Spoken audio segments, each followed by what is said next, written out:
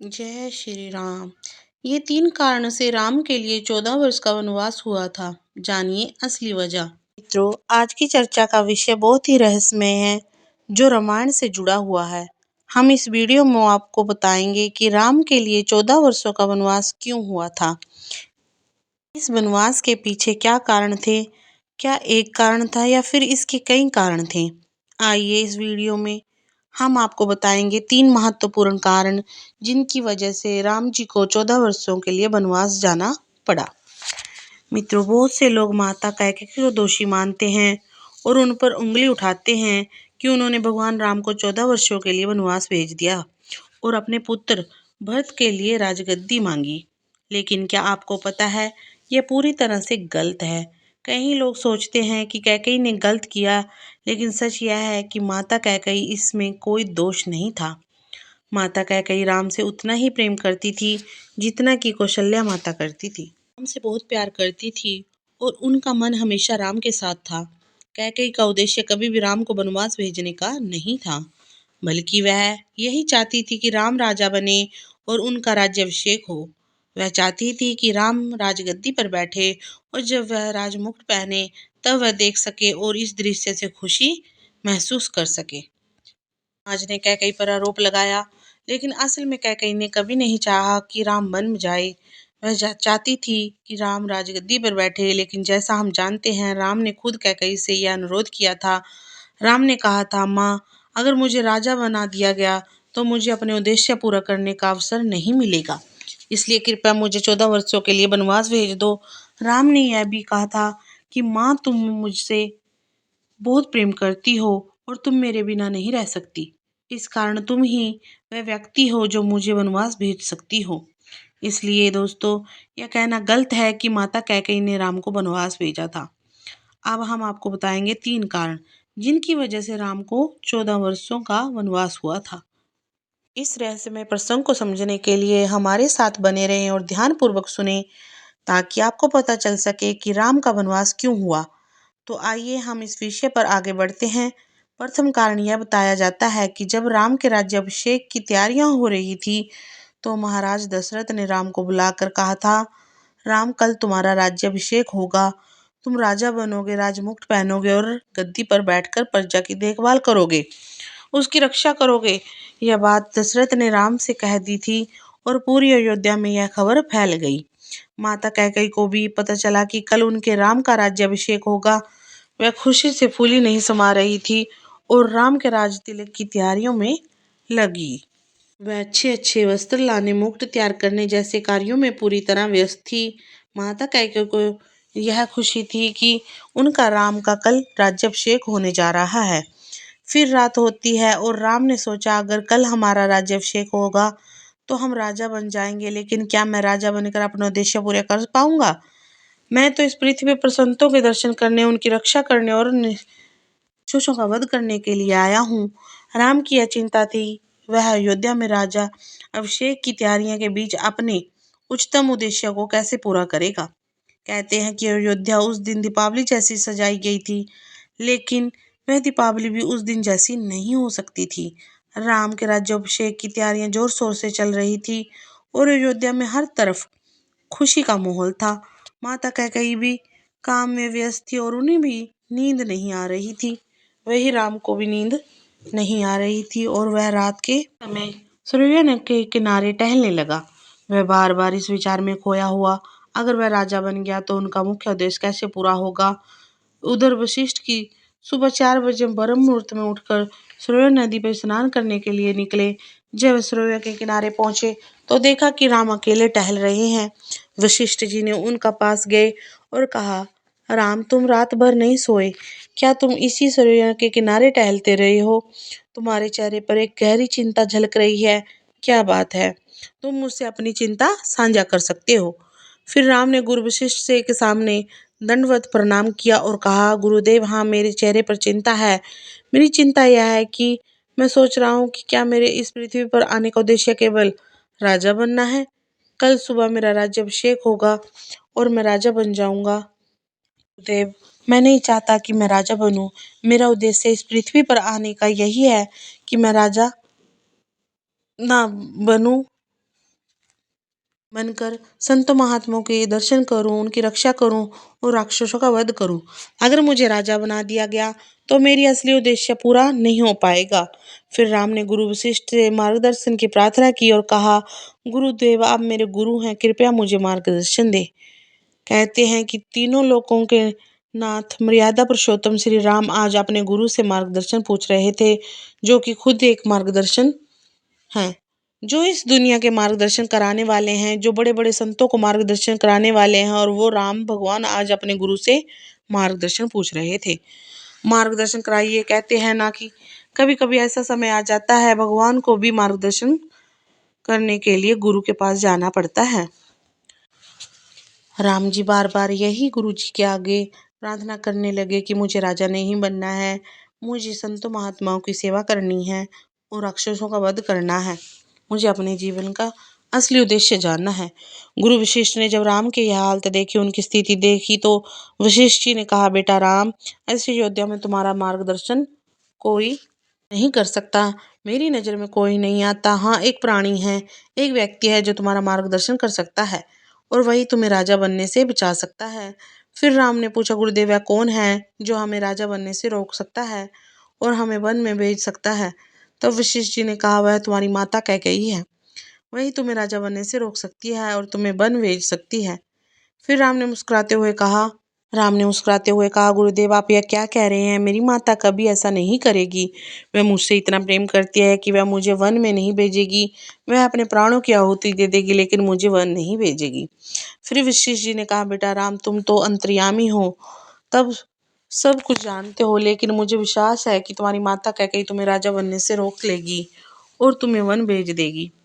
तुम उनके पास जाकर अपनी बात कहो, मैं पूरा विश्वास करता हूँ। फिर राम ने कहा, ठीक है गुरुदेव, मैं तुरंत ही माता कैकेयी के पास जाता हूँ। मुझे उस कुछ समय नहीं गंवाना है, क्योंकि अगर दिन निकल गया तो मेरा राज्याभिषेक हो जाएगा, मुझे राजा बना दिया जाएगा। राम चलने लगा। वशिष्ठ जी ने एक बात और कही, बेटा राम, जब तुम कैकेयी के पास जाओ तो पहले उनके सिर पर हाथ रखकर शपथ ले लेना, तभी जाकर यह कहना कि मुझे वन में भेज दो, मुझे राज्य का पद नहीं चाहिए। अगर तुमने शपथ नहीं ली तो समझो कि तुम्हारे लिए वन जाने का रास्ता बंद हो जाएगा। फिर भगवान राम ने कहा, गुरुदेव जैसा आप कहोगे मैं वैसा ही करूँगा। फिर राम ने अपने गुरु को प्रणाम किया और माता कैकेयी के महल की ओर दौड़ पड़े। माता कैकेयी रात भर जाग रही थी, क्योंकि वह अपने बेटे राम के राजा बनने की तैयारियों में लगी हुई थी। उन्होंने सारी रात काम किया था ताकि सुबह होते ही राम का राज्य तिलक हो सके। जैसे ही राम माता कैकेयी के पास पहुंचा, उन्होंने माता के चरणों में अपना माथा रखा और प्रणाम किया। माता कैकेयी ने राम को अपनी छाती से लगा लिया और कहा, देखो मैंने तुम्हारे राज तिलक के लिए क्या क्या व्यवस्थाएं की हैं। मैं पूरी रात जागती रही ताकि तुम्हारा राज्याभिषेक अच्छे से हो सके। देखो मैंने तुम्हारे लिए ये मैं मुकुट तैयार किया है, यह हार तैयार किया है। जब तुम गद्दी पर बैठोगे तो कितने सुंदर लगोगे। फिर राम ने कहा, माता आप बहुत खुश हैं, यह अच्छी बात है, आप मेरे राज तिलक की तैयारी में लगी हैं। फिर माता कैकेयी ने कहा, बेटा राम तुम आ गए, अब क्या बात है, क्यों आए हो? फिर राम ने कहा, माता आप हमेशा कहती थी कि बेटा तुम हमसे कुछ मांग लो, लेकिन मैंने कभी कुछ नहीं मांगा। अब मैं आपसे एक मांगने जा रहा हूँ, क्या आप मुझसे वह दे सकती हैं? माता कैकेयी ने कहा, हाँ बिल्कुल बेटा, जो कुछ भी तुम मांगोगे मैं तुम्हें दे दूंगी, लेकिन मेरे प्राण मत मांगना। मैं चाहती हूँ कि मैं तुम राजा बनते को देखूं, अपनी आंखों के सामने तुम्हें बैठा देखूं। मेरे प्राण तुम जब ले लेना, जब तुम राजा बन जाओगे, मैं अपनी आंखों से देख लूंगी। फिर राम ने कहा, माता मुझे विश्वास है कि आप मुझे जो भी मैं मांगूंगा वह दे देंगी, लेकिन मैं इस तरह नहीं मांगूंगा। पहले मुझे आपके सिर पर हाथ रखवा कर शपथ दिलवानी है कि जो मैं मांगूंगा आप मुझे वही देंगी। तब माता कैकेयी ने कहा, बिल्कुल बेटा, मैं शपथ लेती हूँ कि जो तुम मांगोगे मैं तुम्हें वही दूंगी। जब माता कैकेयी ने देखा कि राम सौगंध और शपथ की बात कर रहा है, तो वह पूछने लगी, राम क्या हुआ? तुझे अपनी माता पर विश्वास नहीं है? क्या तुझे अपनी माँ पर भरोसा नहीं है, जो तू सौगंध और शपथ की बातें कर रहा है? फिर राम ने उत्तर दिया, हे माँ, आप पर हमें पूरा विश्वास है, लेकिन मेरी एक हार्दिक इच्छा है कि आप प्रेम से मेरे सिर पर हाथ रखकर या सौगंध खा लें, शपथ ले लें कि जो भी मैं मांगूंगा आप मुझे वही देंगी। तब माता कैकेयी ने कहा, ठीक है हे पुत्र, तुमने जो चाहा मैं वैसे ही करूंगी उन्होंने हाथ बढ़ाया और राम के सिर पर रख दिया। फिर कहा, बेटा क्या मांगना चाहता है? फिर राम ने हाथ जोड़कर कहा, माँ मुझे राजपद नहीं चाहिए, मुझे राजा नहीं बनना है। अगर मुझे राजा बना दिया गया तो मैं जिस उद्देश्य से इस पृथ्वी पर आया हूँ वह पूरा नहीं हो सकेगा। मुझे वन भेज दो, मैं वहाँ पर संतों के दर्शन करना चाहता हूँ, राक्षसों का वध करना चाहता हूँ और अपने भक्तों की रक्षा करना चाहता हूँ। तब राम की यह बात सुनकर माता कैकेयी बहुत दुखी हो गई। आंखों में से आंसू आ गए। उन्होंने कहा, राम तू यह क्या कह रहा है? मैं तुझे कैसे वन भेज सकती हूँ? तू मेरा प्राणों का प्यारा बेटा है, तू मेरे लिए कितना महत्वपूर्ण है, मैं तुझे वन कैसे भेज सकती हूँ? तूने मुझसे शपथ लेकर यह क्या मांग लिया? अगर मैंने तुझे वन में भेज दिया तो तुम्हारी माँ कौशल्या मुझसे जीवन भर लड़ाई करेगी। भरत जब लौटेगा उसे यह पता चलेगा कि मैंने तुझे वन भेज दिया है तो वह मुझसे कभी बात नहीं करेगा। आज क्या कहेगा, मुझे कलंकित कर देगा, लिए यह बहुत बड़ा दोष होगा। फिर राम ने कहा, माँ आपने शपथ खाई है और मुझे भरोसा है कि आप वही करेंगी। अगर आप मुझे वन में नहीं भेजेंगी तो मैं राम नहीं बन पाऊंगा। मैं इस धरती पर राजा बनने नहीं आया हूँ, बल्कि राम बनने के लिए आया हूँ। जब मैं वन जाऊंगा तभी राम बन पाऊंगा, दुनिया में मेरी यशोगाथा होगी। फिर माता कैकेयी ने कहा, सुनकर अगर यह सच है तो मैं तुझे वन भेज दूंगी, मुझे कोई दुख नहीं है। मेरे लिए यह अहम है कि मेरा राम दुनिया में यश पाए।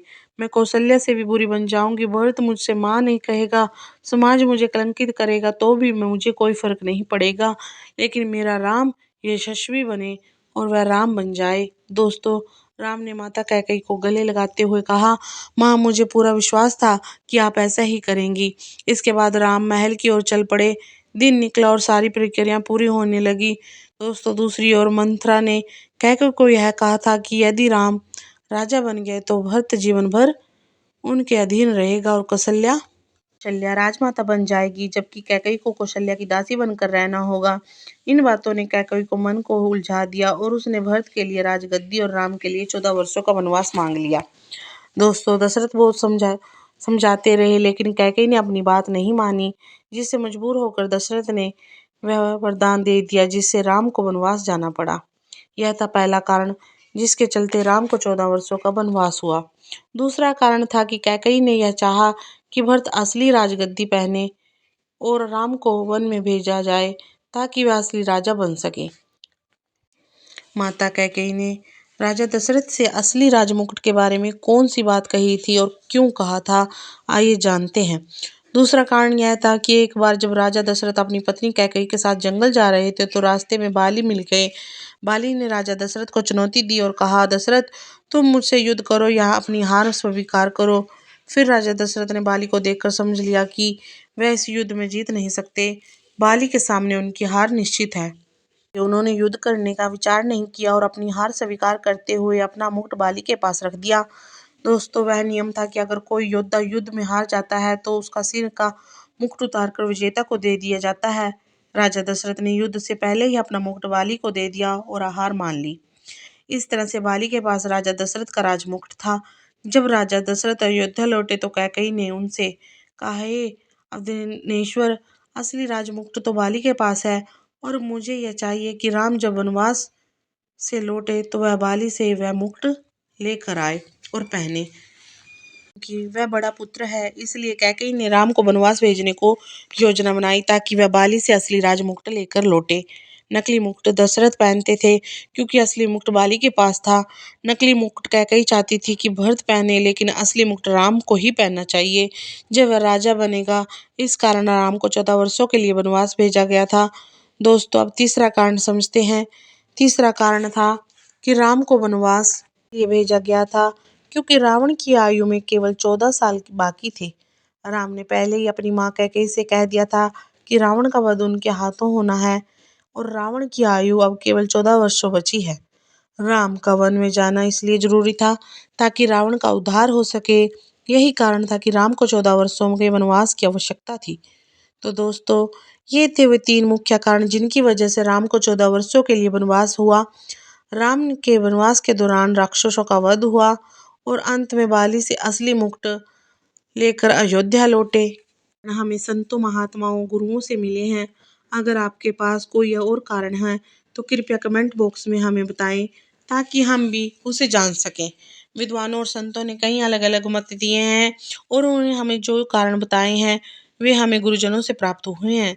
तो दोस्तों, अगर आपको यह जानकारी अच्छी लगी हो तो कृपया करके चैनल को सब्सक्राइब करें, वीडियो को लाइक करें और शेयर करें। साथ ही कमेंट बॉक्स में जय श्री राम अवश्य लिखें।